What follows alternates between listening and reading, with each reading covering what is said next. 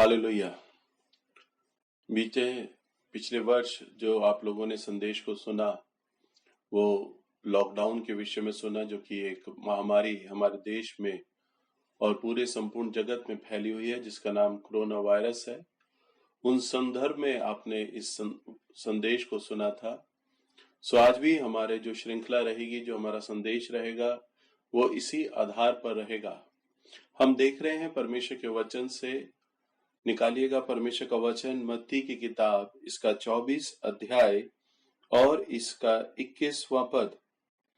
यहाँ इस तरह से लिखा है, क्योंकि उस समय ऐसा भारी कलेश होगा जैसा जगत के आरंभ से ना अब तक हुआ और ना कभी होगा।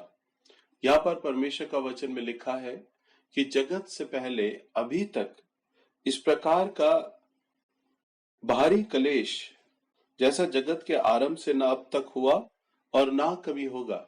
हम देख रहे हैं इस तरह की महामारी को, जिसका नाम कोरोना वायरस है, जो कि आज पूरे संपूर्ण जगत के अंदर फैली हुई है और ये अपने गत प्रभाव को लेकर चल रही है। बहुत तेज महामारी, बहुत प्रभावशाली महामारी है, जिसने लगभग संपूर्ण जगत को अपनी चपेट में ले लिया है। और आज मनुष्य के पास इसके लिए कोई विकल्प नहीं है, कोई आशा नहीं है कि हम क्या करें। हम परमेश्वर के वचन से देखते हैं, निर्गमन की किताब, इसका 12 अध्याय और इसके 12 पद में इस प्रकार से लिखा है, क्योंकि उस रात को मैं मिस्र के देश में से होकर जाऊंगा और मिस्र देश के क्या मनुष्य क्या पशु सब के पिलौठों को मारूंगा और मिस्र के सारे देवताओं को भी मैं दंड दूंगा। मैं यहोवा हूं। परमेश्वर ने ये वचन उस वक्त कहा जब मिस्र देश के अंदर, जब इस्राएली लोग एक बड़े कई वर्षों से गुलामी में चल रहे थे और उनके पास आशा नहीं थी, वो परमेश्वर को दुहाई दे रहे थे। तो परमेश्वर ने एक मनुष्य को चुना जिसका नाम मूसा था, और मूसा को परमेश्वर मिस्र देश में लेकर आया ताकि बड़ी विपत्तियों के द्वारा परमेश्वर तमाम इस्राएलियों को मिस्र देश से छुड़ाए। और हम देखते हैं परमेश्वर ने वहां पर बड़ी बड़ी 10 महामारियां, 10 विपत्तियां डाली, और जिसके चलते हम देखते हैं परमेश्वर के वचन में 10 विपत्तियां डालने के बाद पूरे संपूर्ण इस्राएलियों को, जो कि लगभग 400 सालों से मिस्र देश का गुलाम था, परमेश्वर ने मूसा के हाथों के द्वारा एक महान छुटकारा इस्राएली लोगों का किया। हम देखते हैं जब परमेश्वर ने 9 विपत्तियां उस स्थान में डाली मिस्र के अंदर, तब राजा फिरौन का मन कठोर था, वो नहीं चाहता था इस्राएलियों को छोड़ना। तब परमेश्वर ने 10वीं बत्ती बनाने की मनसा बनाई। और हम देखते हैं परमेश्वर के वचन में, जब निर्गमन की किताब 12 अध्याय और 12वें पद में इस प्रकार से प्रभु का वचन कहता है, और जब परमेश्वर ने इस प्रकार से अपने वचन के अनुसार, जब प्रभु ने कहा कि मैं तमाम पिलौठों को मार डालूंगा और तुम सब लोग इकट्ठा होना, परमेश्वर को चिंता थी कि उस रात मैं मौत के दूत को भेजूंगा और तमाम मिस्र के सभी पिलौठे मारे जाएंगे। परमेश्वर को यह भी चिंता थी कि इस्राएली लोगों के पास भी उनके अपने अपने पिलौठे हैं, कहीं वो न मारे जाएं। तब परमेश्वर ने उनके सामने एक आज्ञा दी। हम देखते हैं परमेश्वर के वचन में, निर्गमन की किताब और इसका 12 अध्याय और इसके 23वें पद में, यहोवा ने देश के बीच होकर मिस्रियों को मारता जाएगा, इसलिए जहां जहां वह चौखट के सिरे अर्थात दोनों अलंगों पर उस लहू को देखेगा, वहां वहां वह इस द्वार को छोड़ जाएगा और नाश करने वालों को तुम्हारे घर में मारने के लिए ना जाने देगा। परमेश्वर ने अपने वचन में कहा कि तुम इस्राएली लोगों को, सबको ये आज्ञा दी कि तुम उस समय मेमने का बलिदान करना और उसके लहू को अपने अपने आंगनों की चौखटों पे लगाना। और जब तुम चौखटों पे लगाओगे तो जिस समय मौत का दूत वहां से गुजरेगा, तब वो देखेगा, जब परमेश्वर का आत्मा देखेगा कि तुम्हारे चौखट पर लहू लगा हुआ है तब वो तुम्हें छोड़ देगा। हम देखते हैं उस समय मिस्र के अंदर भी एक बड़ी मरी चल रही थी, एक महामारी चल रही थी, मौत थी बाहर, और सब लोग, मिस्र के लोग डरे हुए थे, क्योंकि परमेश्वर ने मूसा के द्वारा ये आज्ञा दे दी थी कि कल तुम सुबह अपने अपने प्लॉटों को ना देखोगे। सब डरे हुए थे। हम देखते हैं उस समय भी एक प्रकार का लॉकडाउन हो चुका था। इस्राएली लोग भी अपने अपने घरों के अंदर बंद थे और मौत बाहर थी। आज भी हम देखते हैं, जबकि कोरोना वायरस है, सभी लोग अपने अपने घरों में बंद हैं और आज बाहर इन्फेक्शन है, वायरस है। हम नहीं जानते कि कहां से किस व्यक्ति को बाहर से वायरस लग जाए। आज भी सब लोग अपने अपने घरों में बंद हैं। हमारी भारतीय सरकार ने, अलग अलग राज्यों की सरकार ने ये निर्देश दिया है, ये आज्ञा दी है कि सब लोग अपने अपने घरों में बंद रहें। उस समय भी इस्राएली लोग इसी प्रकार से अपने अपने घरों में बंद थे, क्योंकि बाहर मौत थी। और परमेश्वर ने उन्हें आज्ञा दी थी कि तुम अपने अपने चौखटों के द्वारों पे मेमने का लहू लगाना, और जब मैं उस लहू को देखूंगा तो तुम्हारे घर का पिलौठा ना मरेगा। कितना अद्भुत हमारा परमेश्वर है, जिसने हमारे छुटकारे के लिए एक विकल्प निकाला। उस जमाने में भी, आज से 3500 साल पहले, परमेश्वर ने मूसा के द्वारा यह आज्ञा दी थी कि तुम्हारी चौखटों पर लहू लगा होगा तो तुम्हारे घर का पिलौठा ना मरेगा। और आज भी हम देखते हैं वही पवित्र लहू, अर्थात मसीह यीशु का वही पवित्र लहू आज भी मेरी और आपकी सुरक्षा करता है। वही प्रभु यीशु मसीह का लहू आज भी इतना सामर्थी और इतना पवित्र है कि वो हमें हर प्रकार के वायरस से और हर प्रकार की महामारी से बचा सकता है। हम परमेश्वर के वचन में देखते हैं, लूका की किताब, इसका 21 अध्याय और इसका 26वां पद, यहां लिखा है, भय के कारण और संसार पे आने वाली घटनाओं की बाट देखते देखते लोगों के जी में जी ना रहेगा और आकाश की शक्तियां हिलाई जाएंगी। यहां परमेश्वर का वचन में लिखा है, जब मसीह का आना बिल्कुल निकट होगा। अब ये अंत का समय चल रहा है, अंत के दिन है। हम अंत के दिनों के भी अंत के दिनों में प्रवेश कर चुके हैं। अब मसीह का आना बिल्कुल द्वार पर आ चुका है, बिल्कुल निकट है। प्रभु के वचन की लगभग तमाम भविष्यवाणियां पूरी हो चुकी हैं। हम प्रभु के वचन में देखते हैं, यहाँ पर लिखा है कि जब अंत के दिनों में लोगों के जी में जी ना रहेगा, इतने बड़े उपद्रव और कलेश होंगे, लोगों के जी में जी ना रहेगा। बीते गत वर्षों में भी इसी प्रकार की महामारियां चल रही हैं। या हम देखते हैं परमेश्वर के वचन में, जब मूसा के समय में सभी इस्राएली लोग अपने घर में बंद थे और उनके लिए कोई विकल्प नहीं था, कोई आशा नहीं थी, और सभी अपने अपने घरों में बंद थे। वहां पर लॉकडाउन हो चुका था, सब लोग द्वार बंद किए हुए थे और कोई आशा नहीं थी, कोई बाहर नहीं निकल सकता था क्योंकि मौत बाहर थी। उस समय भी, तब आज से 3500 साल पहले फसह का पर्व मनाया जा रहा था। हम देखते हैं परमेश्वर के वचन में अनेकों भविष्यवाणियों को, और इस्राएली लोगों के जो महान गुरु हैं, जो उनके महान गुरु, उनके रब्बी लोग हैं, बड़े बड़े संसार के यहूदी 11 रब्बी लोग हैं, उन्होंने भी अपने अपने धर्म पुस्तकों में से देखकर उन भविष्यवाणियों को कहा है।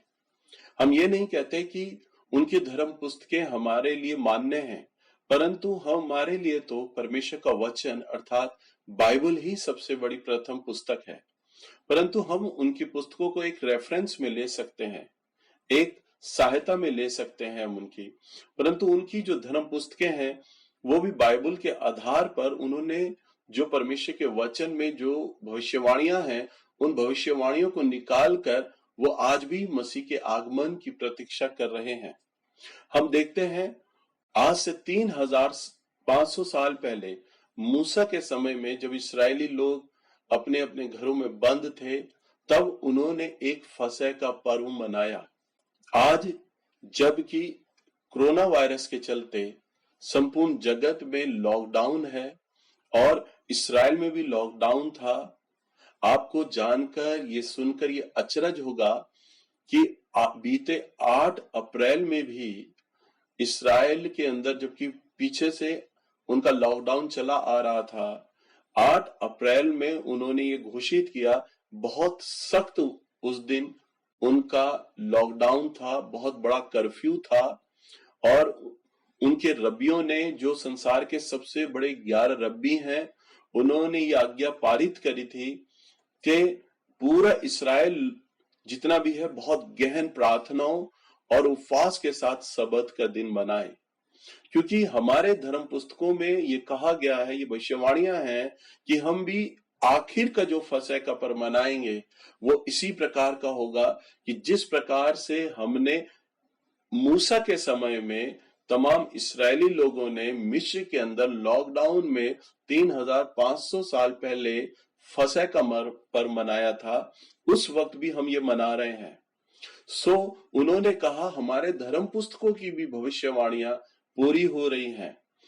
ठीक 3500 साल के बाद इस्राएल में भी तमाम यहूदियों लोगों ने 8 अप्रैल को फिर से फसह का पर्व मनाया, और वो इस बात का ये चिन्ह है कि अब मसीह का आगमन पूरा निकट आ चुका है।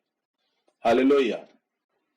कितनी अद्भुत बात है कि आज संपूर्ण जगत के अंदर परमेश्वर का वचन पूरा हो रहा है। चारों तरफ लॉकडाउन है और हम देखते हैं बीते गत वर्षों में, जबकि अभी हम परमेश्वर का वचन में देख रहे हैं, यहाँ पर लिखा है कि तुम्हारे जी में जी ना रहेगा, एक बड़ी विपत्ति होगी, क्लेश होगा और तुम्हारे जी में जी ना रहेगा। यहाँ पर लिखा है 26वें पद में, भय के कारण और संसार पर आने वाली घटनाओं को बाट देखते देखते लोगों के जी में जी ना रहेगा। यानी संसार में आने वाली घटनाओं की बाट देखते देखते, यानी इंतजार करते करते लोगों के जी में जी ना रहेगा।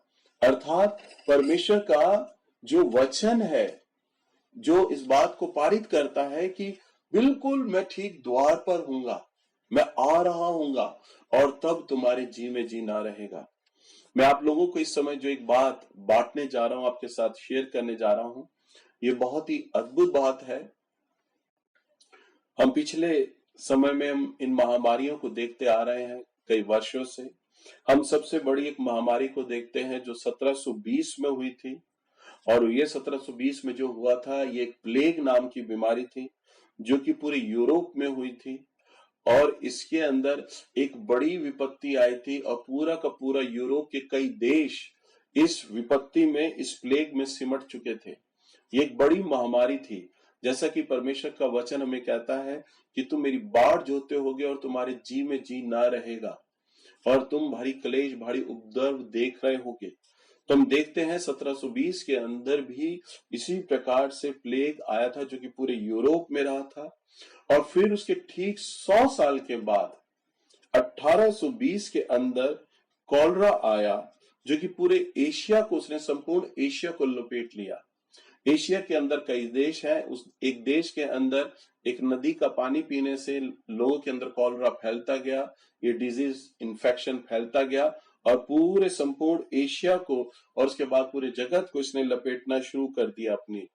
और उसके बाद हम ठीक फिर 100 साल के बाद देखते हैं 1920 के अंदर हम देखते हैं स्पेनिश फ्लू आया, और जो कि स्पेनिश फ्लू इसने आकर कई जगत के अंदर कई देशों को स्पेनिश फ्लू ने अपनी बाहों में लपेटा और मौत की आगोश में कई लोगों को ले गया। और उसके ठीक 100 साल के बाद हम फिर देखते हैं 2020 के अंदर COVID-19 यानी कोरोना वायरस जो कि 2020 के अंदर आया और आज इसने संपूर्ण जगत को पकड़ लिया है। हम देखते हैं इन तमाम विपत्तियों को जो 100 साल के बाद लगातार आती जा रही हैं और बढ़ती जा रही हैं, और तमाम विपत्तियां इस बात का संकेत है जो परमेश्वर के वचन में लिखा है। ये बड़ी अद्भुत बात है। आज पूरे संसार के वैज्ञानिक लोग इन बातों को देख रहे हैं।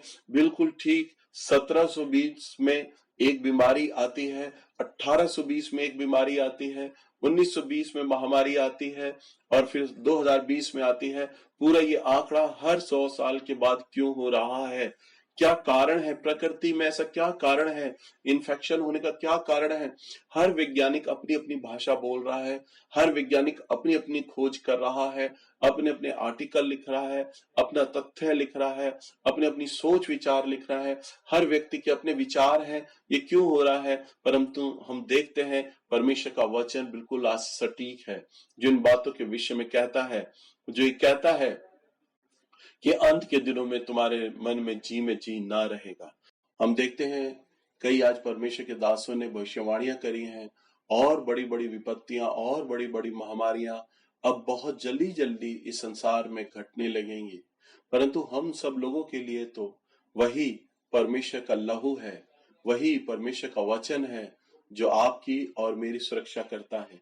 आइए हम देखते हैं परमेश्वर के वचन में यहाँ लिखा है, यशाया की किताब इसका 54 अध्याय और इसका 17वां पद। यह इस प्रकार से लिखा है, जितने हथियार तेरी हानि के बनाए जाएं उनमें से कोई भी सफल ना होगा, और जितने लोग मुद्दई होकर तुझ पर नालिश करें उन सबों से तू जीत जाएगा। हालेलुया। यहाँ पर परमेश्वर का वचन कहता है, जितने हथियार तेरी हानि के लिए उठाए जाएंगे उनमें से कोई भी सफल ना होगा। आज चाहे इस संसार में कितनी ही बड़ी महामारियां आए, कितनी बड़ी विपत्तियां आए, परंतु मेरे लिए आपके लिए तो वही प्रभु यीशु मसीह का पवित्र लहू है जो आज भी मेरे और आपके घरों की चौखटों पे लगा हुआ है, हमारी आत्माओं, हमारे प्राण और हमारे शरीर पे लगा हुआ है। और वही परमेश्वर का वचन, वही परमेश्वर का लहू आज भी मेरी और आपकी सुरक्षा करता है। आइए मैं प्रार्थना करने जा रहा हूं ताकि परमेश्वर का वचन और उसका लहू आप लोगों की सुरक्षा करे। प्रभु जी, मैं प्रार्थना करता हूं परमेश्वर, तेरे बच्चों ने तेरे वचन पर मन लगाया है, इसे सुना है। मैं धन्यवाद देता हूं परमेश्वर कि आपका पवित्र लहू हम लोगों के लिए सामर्थी लहू है। पिता, मैं विश्वास करता हूं वो वही लहू है जो आज से 3500 साल पहले जब इस्राएली लोगों ने अपनी चौखटों पर लगाया था, तो प्रभु हम देखते हैं तमाम इस्राएल के अंदर मौत तो छाई, मिस्र लोग तो मरे, परंतु इस्राएलियों की कोई भी हानि ना हुई। प्रभु आपने तमाम लोगों की सुरक्षा की थी, तमाम लोगों को बचाया था। प्रभु आज तमाम विपत्तियां, तमाम महामारियां चाहे हमारे घरों के बाहर घूमती रहें, परंतु प्रभु हमारी आज इससे कोई भी हानि ना होगी, क्योंकि आपने हम सबको अपने पंखों की आड़ में छिपाए रखा है। प्रभु मैं धन्यवाद देता हूं आपके पवित्र लहू को, जो प्रभु आपने हम पापियों के लिए बहाया है। आज भी वो हमारी चौखटों पर लगा हुआ है परमेश्वर, हमारी आत्मा, हमारे प्राण, हमारे शरीर पे लगा है। प्रभु हम उस बात के लिए भी आपको धन्यवाद देते हैं। प्रभु जी, हमारी सुरक्षा केवल आपका लहू और आपका वचन ही कर सकता है। इन बातों के लिए मैं आपको धन्यवाद देता हूं। तमाम होने दे, तमाम सभी लोगों को आप हर प्रकार की आत्मिक, भौतिक और शारीरिक आशीषों से आशीषित करें, मसीह यीशु के नाम में, आमीन। फिर आमीन। आप सबको जय मसीह की।